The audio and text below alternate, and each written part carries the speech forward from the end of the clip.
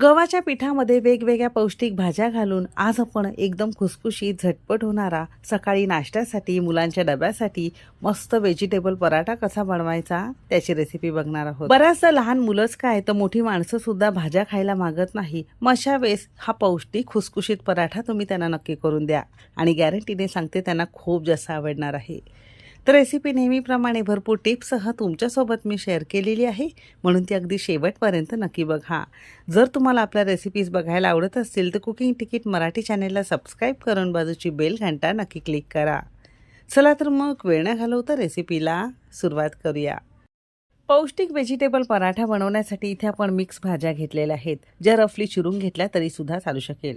त्यामध्ये कोबी आहे, मक्याचे दाणे घेतलेले आहेत, गाजर आहे, ढोबळी मिरची आहे, फ्लावरचे तुकडे घेतलेले आहे, थोडंसं आपण इथे बीट सुद्धा घेतलेलं आहे। व्हेजिटेबल पराठा बनवण्यासाठी सगळ्या भाज्या एक तर किसून घेऊ शकता किसणीवर किंवा अगदी बारीक चिरून घेतलं तरी सुद्धा चालू शकेल। असं हे बारीक भाजी चिरण्याचं चॉपर तुमच्याकडे असेल तर काम अगदी सोपं होतं। सगळ्या घेतलेल्या रफली चिरून घेतलेल्या भाज्या आपण यामध्ये घालणार आहोत। फक्त बीट घालायचं नाही, बीट अगदी बारीक आपण सुरीने चिरून घेतलंय ते नंतर आपण घालणार आहोत, सुरुवातीला बाजूलाच ठेवून दिलेलं आहे।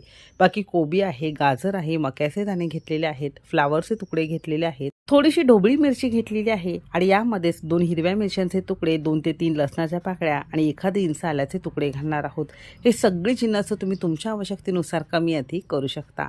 आता हे आपल्याला यामध्ये फिरवून घ्यायचं आहे, तर काम अगदी 2 मिनिटात होतं। तुमच्याकडे असं असेल तर अगदी बारीक मस्त तुम्हाला हे चिरून मिळतं, किसून घेतलं तरी सुद्धा चालू शकेल। आता या सगळ्या भाज्या अशा छान बारीक चिरून घेतल्या किंवा किसून घेतल्या तर मुलांच्या लक्षात सुद्धा येणार नाही आणि हे सगळ्या पौष्टिक भाज्या मुलांच्या पोटात जाईल।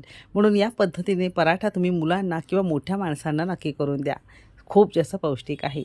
हा मोठ्या भांड्यामध्ये काढून घेतलेला आहे। एक मूठभर बारीक चिरलेली आपण इथे पालक घेतलेली आहे, देठांसहित बारीक बारीक चिरून घ्यायची आहे आणि 2 चमचे बारीक चिरलेली कोथिंबीर सुद्धा घेतलेली आहे। पालकाऐवजी लाल माठ असते, चवळीची भाजी असेल, मेथीची भाजी असेल, पालेभाज्या तुम्ही चिरून घातल्या तरी सुद्धा चालू शकेल, आणखीन जास्तही पौष्टिक होईल। 1 चमचाभर कॅल्शियमने भरपूर पांढरे तीळ घातलेले आहेत। इथे आपण अर्धा चमचा ओवा घेतलेला आहे, ओवा जरूर घालायचा आहे कारण पचायला अन्न हलकं जातं। सोबतच अर्धा चमचा धने जिरे पूड घेतलेले आहे। आता या सगळ्या भाज्या जर 1-1.5 कप असेल तर बरोबर 2 कप आपण इथे गव्हाचं पीठ घेतलेलं आहे। तसं बघायला गेलं तर 1.5 कप भाज्या असतील तर त्याला 2 ते 2.5 कप गव्हाचं पीठ अगदी परफेक्ट आहे। तुम्हाला थोडं कमी जास्त लागू शकतं, लागेल तसं तुम्हाला इथे वापरायचं आहे। चवीपुरतं मीठ घेतलेलं आहे, 2 चमचे आपण इथे साधं कच्चं तेल घेतलेलं आहे, तुम्ही साजूक तूप किंवा बटर घालू शकता। आता ही सगळी जिन्नस मिनिटभर मस्त चोळून घेणार आहोत, कारण भाज्यांना सुद्धा स्वतःचं पाणी सुटतं, म्हणून साधारणतः मिनिट 1.5 मिनिट असं चांगलं चोळून घेतलंय, म्हणजे याला थोडंसं मॉइश्चर येतं। आता असं हे